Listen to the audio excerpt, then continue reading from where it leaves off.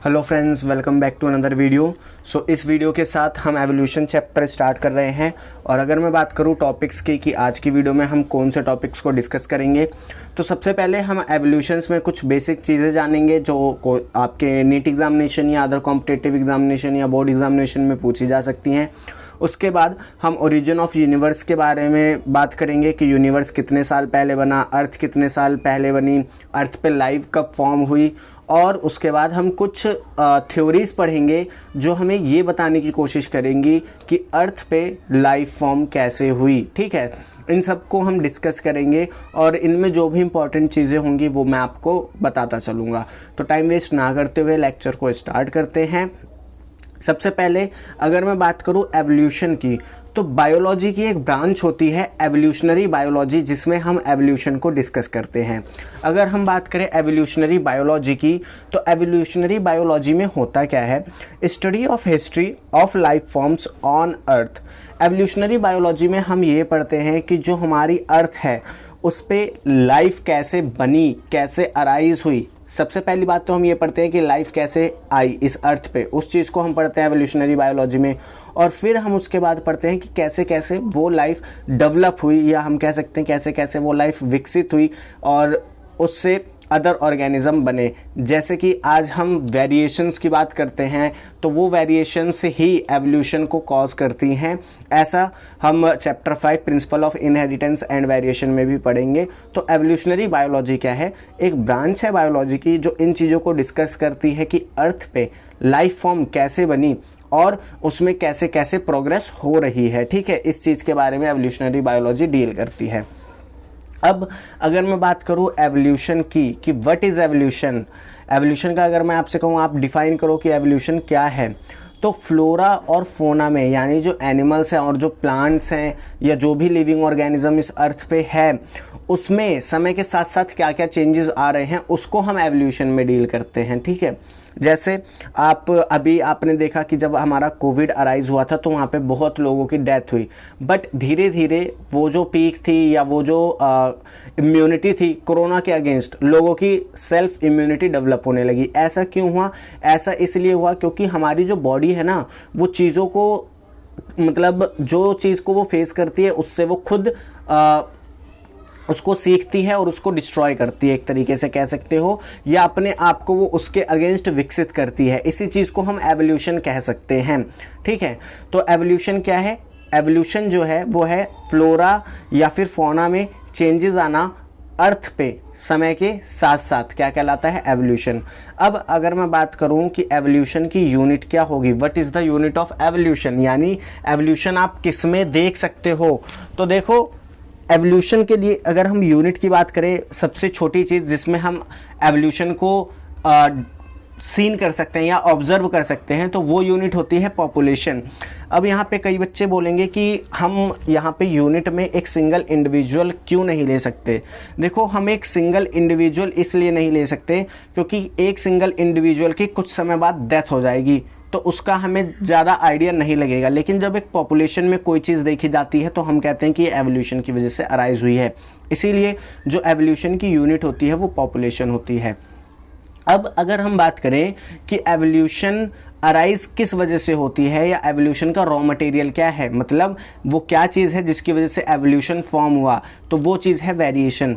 आपने reproduction chapter पढ़ा, reproduction में आप डेफिनेशन पढ़ते हो कि जो हमारे पेरेंट्स होते हैं वो अपने ही जैसे ऑफ स्प्रिंग्स प्रोड्यूस करते हैं। ठीक है, सेक्सुअल रिप्रोडक्शन जब आप पढ़ते हो तो वहाँ पे आप वेरिएशन टर्म इंट्रोड्यूस करते हो कि सेक्सुअल रिप्रोडक्शन इसी वजह से डेवलप करा गया ऑर्गेनिज्म के द्वारा, ताकि उनके जो नए ऑफ स्प्रिंग्स बने उनमें वेरिएशन आ सके, ताकि वो आगे आने वाली कंडीशन को सर्वाइव कर सकें। ठीक है, तो जो रॉ मटेरियल है एवोल्यूशन के लिए क्या है, वो वेरिएशन है। अब हम आगे मूव करते हैं और बात करते हैं कि यूनिवर्स कितने साल पहले बना, अर्थ कितने साल पहले बनी, और बिग बैंग थ्योरी के बारे में।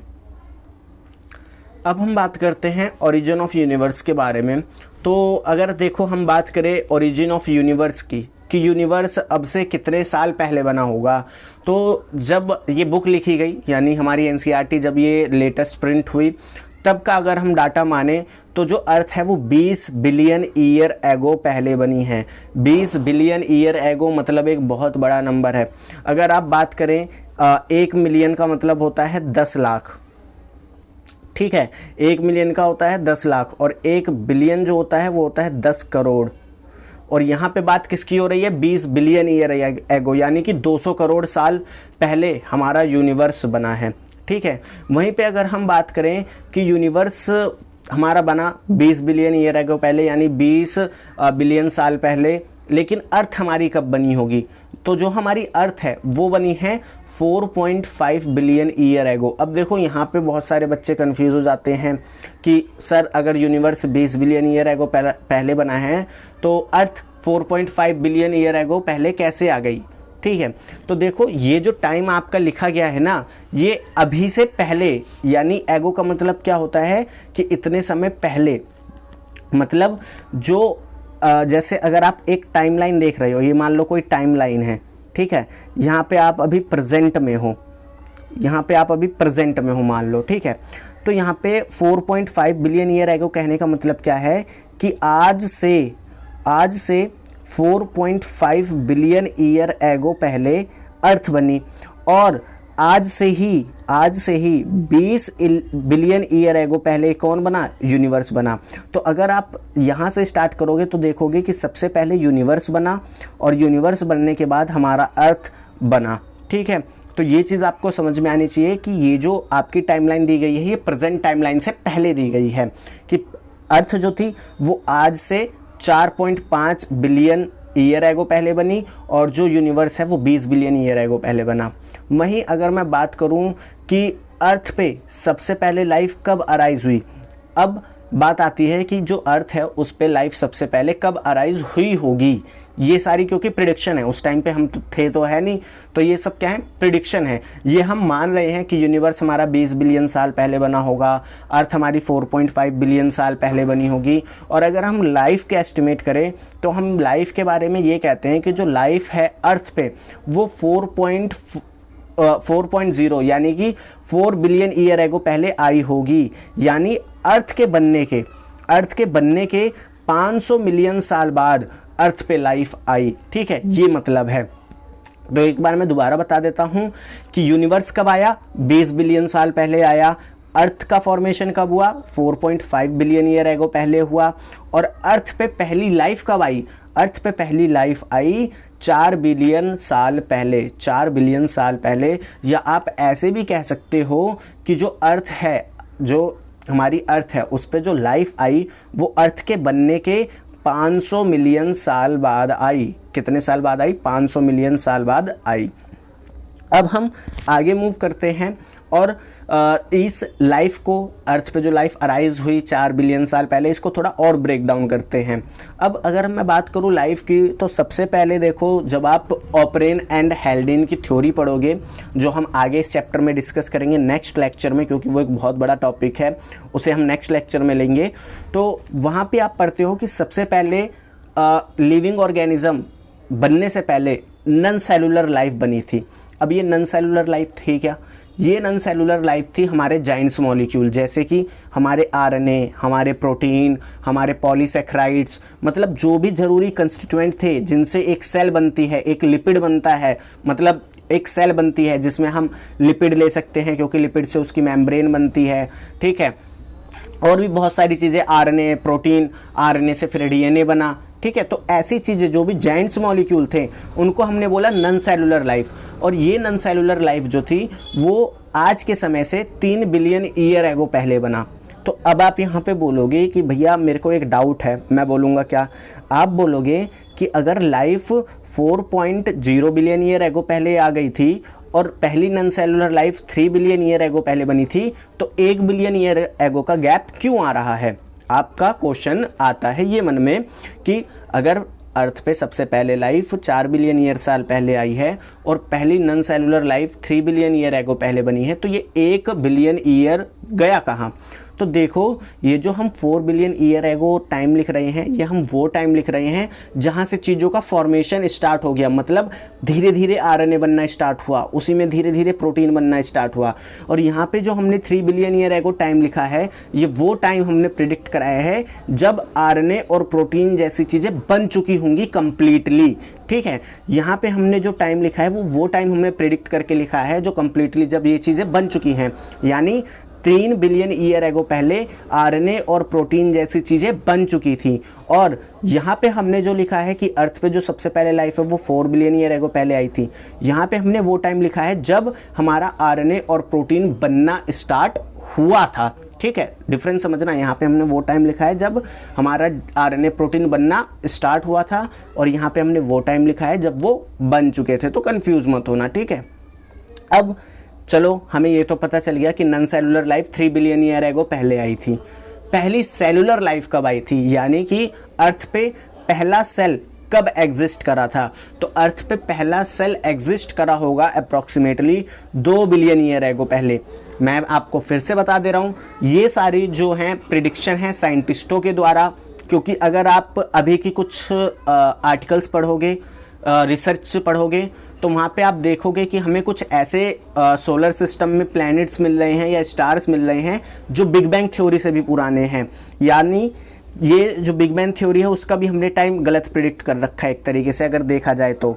या फिर हम ये कह सकते हैं कि हम ये जो बात करते हैं कि बिग बैंग थ्योरी से ही सब चीज़ अराइज हुई है, कि बिग बैंग थ्योरी जैसी कोई चीज़ ही नहीं थी। ठीक है, तो ये बस साइंटिस्ट के अपने अपने क्या है आइडियाज़ हैं, अपना अपना एस्टिमेट है कुछ डेटा के अनुसार, रिसर्च के अनुसार कि लाइफ इतने साल पहले बनी होगी। तो मैं कहाँ पे था? मैं यहाँ पे था कि जो पहली सेलुलर लाइफ है वो 2 बिलियन ईयर एगो पहले बनी। ठीक है, यानी अर्थ पे जो लाइफ थी या पहली सेलुलर लाइफ थी, ठीक है, नॉन सेलुलर नहीं, पहली जो सेलुलर लाइफ थी वो 2 बिलियन ईयर एगो पहले आई थी। और फिर इस सेलुलर लाइफ से यूनिसेलुलर ऑर्गेनिज्म बने, और फिर उन यूनिसेलुलर ऑर्गेनिज्म से मल्टी सेलुलर ऑर्गेनिज्म बने। तो अब हम बात करते हैं बिग बैंग थ्योरी की। जैसे अभी मैंने बिग बैंग थ्योरी का जिक्र करा था, तो अब हम जानते हैं कि बिग बैंग थ्योरी है क्या, इसमें बताया क्या गया है। तो देखो बिग बैंग थ्योरी में ये बताया जाता है कि एक कोई सॉलिड एंटिटी थी, जैसे मान लो कोई भी एक अगर मैं आपको एग्जांपल देना चाहूँ तो मान लो कि ऐसे कोई ना सिंगुलैरिटी थी। सिंगुलैरिटी समझते हो, मतलब पूरे ब्रह्मांड में, सॉरी थोड़ा डिस्टर्ब हो गया, पूरे ब्रह्मांड में एक अकेली यही सॉलिड एंटिटी थी। ठीक है, इसको हम बोलते हैं सिंगुलैरिटी भी कह सकते हो आप। और इसके चारों तरफ गैसेस के गुब्बार थे। गैसेस के गुब्बार समझते हो ना, मतलब गैसेस क्लाउड थे। अब हुआ क्या था कि इस सॉलिड एंटिटी का जो टेम्परेचर था वो काफ़ी ज़्यादा इंक्रीज़ हो रहा था, और जो भी डस्ट और इनर्ट गैसेस थी, या जिसको आप क्लाउड भी कह सकते हो, इसका जो टेम्परेचर है वो कम था। ठीक है, अब यहाँ पे पहली चीज़ तो टेम्परेचर डिफरेंस थी। ठीक है, दूसरी चीज़ ये कि ये जो सॉलिड एंटिटी थी ना, इसका लगातार साइज़ जो है वो डिक्रीज़ कर रहा, साइज़ जो है इंक्रीज़ कर रहा था, सॉरी साइज़ क्या कर रहा था, इंक्रीज़ कर रहा था। अब इसी साइज़ इंक्रीज़ करने के दौरान इसमें एक ऐसा एक्सप्लोजन हुआ जिसको हम इमेजिन भी नहीं कर सकते। मतलब ये कोई सॉलिड एंटिटी थी, इस सॉलिड एंटिटी में इतना तेज एक्सप्लोजन हुआ, इतना भारी एक्सप्लोजन हुआ कि इसके टुकड़े टुकड़े हो गए। ठीक है, इसके क्या हो गए, टुकड़े टुकड़े हो गए। गैसेस क्लाउड सारे इधर उधर फैल गए, गैस सारी इधर उधर फैल गई, इसके जो पार्टिकल्स थे सॉलिड पार्टिकल्स वो इधर उधर फैल गए, और इन पार्टिकल से गैलेक्सीज और सोलर सिस्टम और स्टार्स और अर्थ जैसी चीज़ों का फॉर्मेशन हुआ। तो ये माना जाता है कि जब ब्रह्मांड में कुछ नहीं था तो एक सॉलिड एंटिटी थी जिसको हमने सिंगुलैरिटी कहा है। ठीक है, उसमें एक बहुत बड़ा एक्सप्लोजन हुआ। जैसे यहाँ पे लिखा जाता है, या एनसीईआरटी आप पढ़ोगे उसमें भी लिखा जाता है सिंगल ह्यूज एक्सप्लोजन। और ये एक्सप्लोजन इतना तगड़ा था कि इसे हम फिजिकली यानी फिजिक्स के टर्म्स में भी इमेजिन नहीं कर सकते। ठीक है, इतना तगड़ा एक्सप्लोजन था। तो इस एक्सप्लोजन से ही हमारे गैलेक्सीज, नेबुलाए, सोलर सिस्टम, अर्थ और बाकी सारे जो प्लैनेट्स थे उनका फॉर्मेशन हुआ। सो अगर आप से मैं ये कहूँ कि बिग बैंग थ्योरी हमें क्या बताती है, तो बिग बैंग थ्योरी हमें ये बताती है कि हमारा जो गैलेक्सी है, जो सोलर सिस्टम है, वो किस तरीके से फॉर्म हुआ होगा। ये चीज़ हमें बताती है हमारा बिग बैंग थ्योरी। अब हम आगे आते हैं और पढ़ते हैं और चीज़ें। निबुलाई और गैलेक्सी फॉर्म इन मिलियन। अब जैसे मैंने बताया कि जब ये बिग बैंग थ्योरी हुई, उस सिंगल यूनिट जो हमारी सिंगुलैरिटी थी उसके पार्टिकल से कई सारी गैलेक्सीज मिलियंस में फॉर्म हुई, मिलियंस का बिलियंस में फॉर्म हुई, ठीक है। और हर एक गैलेक्सी के अंदर कई सारे सोलर सिस्टम फॉर्म हुए और हर एक सोलर सिस्टम में कई सारे प्लैनेट, स्टार्स, इन सब का फॉर्मेशन हुआ। अब हम आ जाते हैं अपनी अर्थ पे, क्योंकि अपनी अर्थ सबसे अलग है, क्योंकि इस पे लाइफ मौजूद है। अब हम बात करते हैं अर्थ की। तो देखो जब हुआ क्या कि सबसे पहले हम ऐसा इमेजिन करते हैं कि सबसे पहले जब अर्थ बनी हुई होगी तो इसका एक कोर था, ठीक है। इस कोर में बहुत सारा लावा था और ये बहुत ही ज़्यादा एक्सट्रीमली हाई टेम्परेचर था इसका, बहुत ही ज़्यादा, ठीक है। और इसके बाहर ऐसे अर्थ की कोई एक सरफेस रही होगी, ठीक है, जली भुली सी, और उस पर मेट्रॉइड्स आके गिरते रहते थे।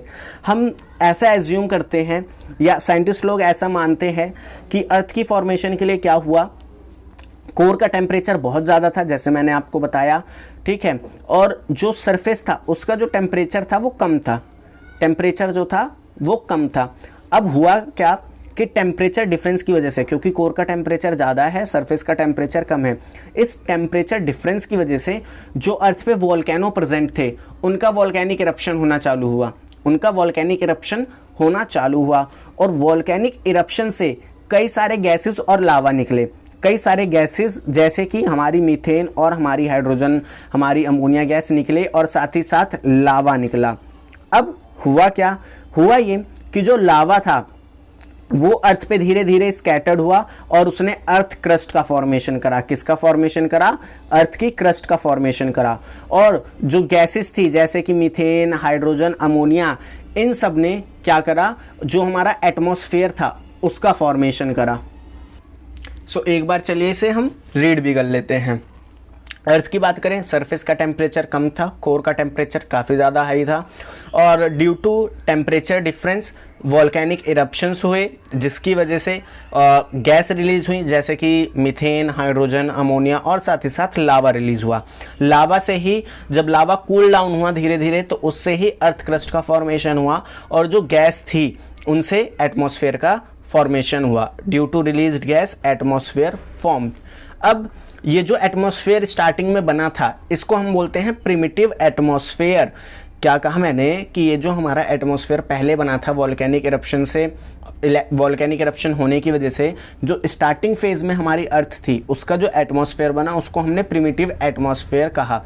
और ये प्रिमिटिव एटमॉस्फेयर जो है ये रिड्यूसिंग कंडीशन में था। रिड्यूसिंग कंडीशन का मतलब क्या होता है, ये एटमॉस्फेयर इस कंडीशन में था कि जो चीज़ों की सिंथेसिस को प्रमोट करता था, ठीक है। तो रिड्यूसिंग का मतलब क्या होता है, रिड्यूसिंग का मतलब होता है चीज़ों को बनाने देना या चीज़ों को बनाने में मदद करना या चीज़ों को बनाना। तो रिड्यूसिंग कंडीशन थी हमारे एटमॉस्फेयर की, और इस एटमॉस्फेयर में अमोनिया, मीथेन, हाइड्रोजन और साथ ही साथ वाटर वेपर्स भी प्रेजेंट थे। सो अब देखिए हमने हमारे यूनिवर्स के बारे में पढ़ लिया कि यूनिवर्स कब बना, 20 बिलियन ईयर एगो पहले बना। हमने पढ़ लिया अर्थ कब बनी, हमने पढ़ लिया कि पहली लाइफ कब आई। अब यहाँ पे जो सबसे पहले सवाल आता है हमारे मन में कि अर्थ पे लाइफ बनी कैसे होगी या अर्थ पे लाइफ आई कैसी होगी। तो इन चीज़ों को एक्सप्लेन करने के लिए कई सारे साइंटिस्टों ने कई सारी थ्योरीज दी, बहुत सारी थ्योरीज नेगलेक्ट हुई, बहुत सारी एक्सेप्ट हुई, ठीक है। बट आपको कुछ ही पढ़नी है जो आपके एनसीईआरटी में दी गई हैं, आपको सारी थ्योरीज नहीं पढ़नी है। और इनमें से भी जो सबसे ज़्यादा इंपॉर्टेंट है मैंने उनको एक्सप्लेन करा है, ठीक है। तो सबसे पहले आती है theory of special creation. Theory of special creation में जैसे कहा जाता है कि हमें जो थे उन्हें हमें कुछ मतलब जो लाइफ थी अर्थ पे उनको कुछ इंडिविजुअल्स ने बनाया था, ठीक है।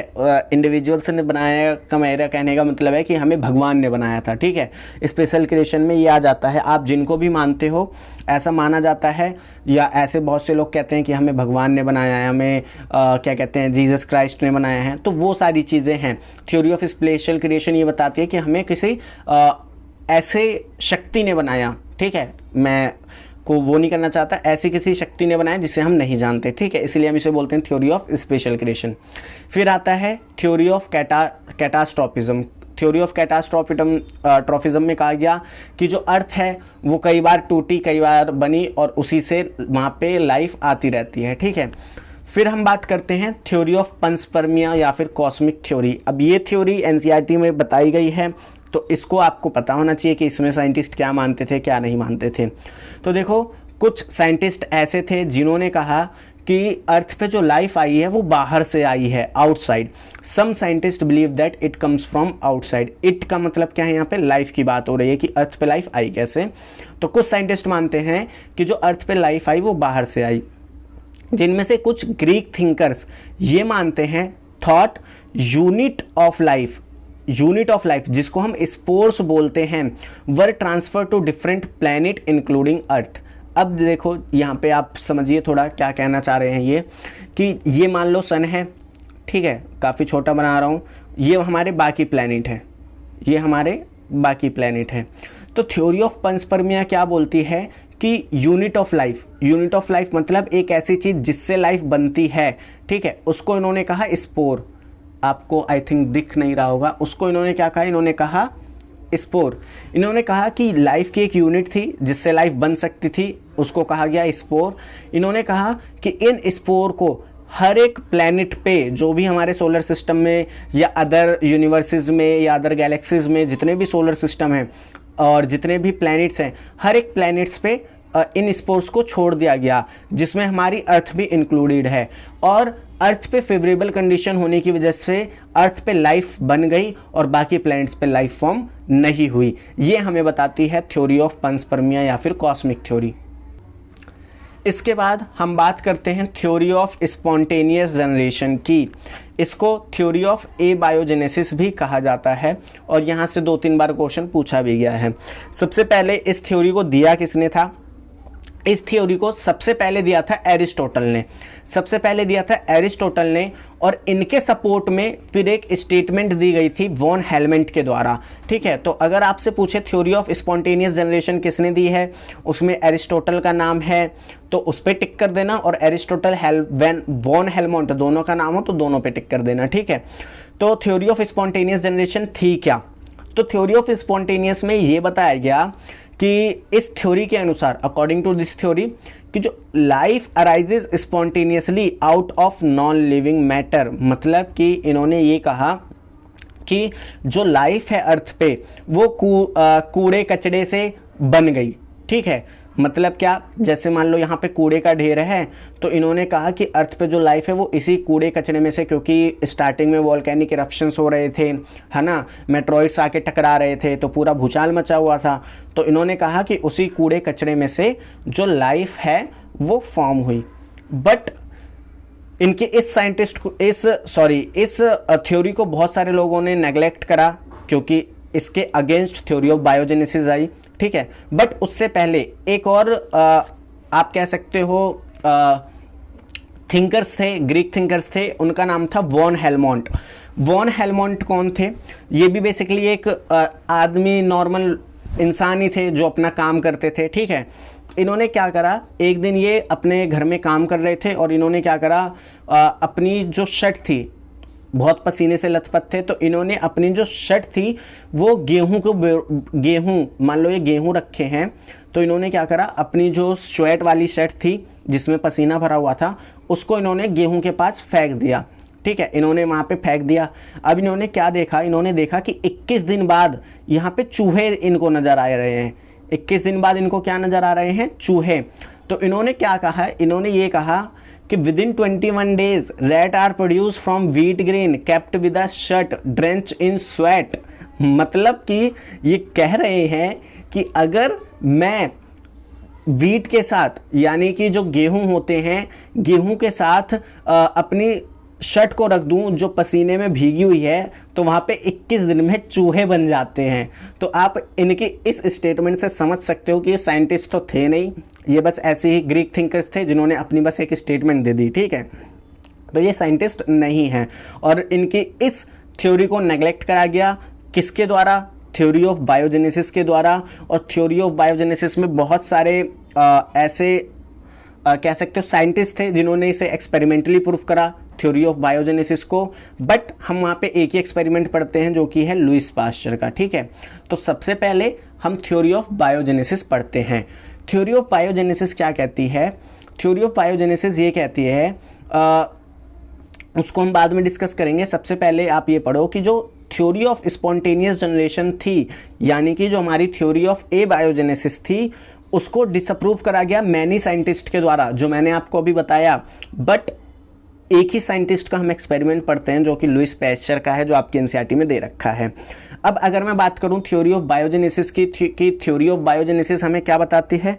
थ्योरी ऑफ बायोजेनेसिस हमें बताती है कि जो नए ऑर्गेनिजम्स हैं, they prove that new organism can be formed from pre existing one. मतलब नए जानवर या नई लाइफ कह सकते हो, नई लाइफ पुरानी लाइफ से बनती है। इनका कहने का मतलब ये है, नई लाइफ पुरानी लाइफ से बनती है। बट यहाँ पे सबसे बड़ा सवाल तो वही आ गया कि भाई पुरानी लाइफ बनती कैसे है? तो ये मेनली जो थ्योरी ऑफ बायोजेनेसिस थी, ये थ्योरी ऑफ स्पॉन्टेनियस जनरेशन या थ्योरी ऑफ एबायोजेनेसिस को डिसअप्रूव करने के लिए ये थ्योरी ऑफ बायोजेनेसिस दी गई थी, जिसमें ये बताया कि नई लाइफ से ही पुरानी लाइफ बनती है, किसी कचड़े से नई लाइफ नहीं बनती है।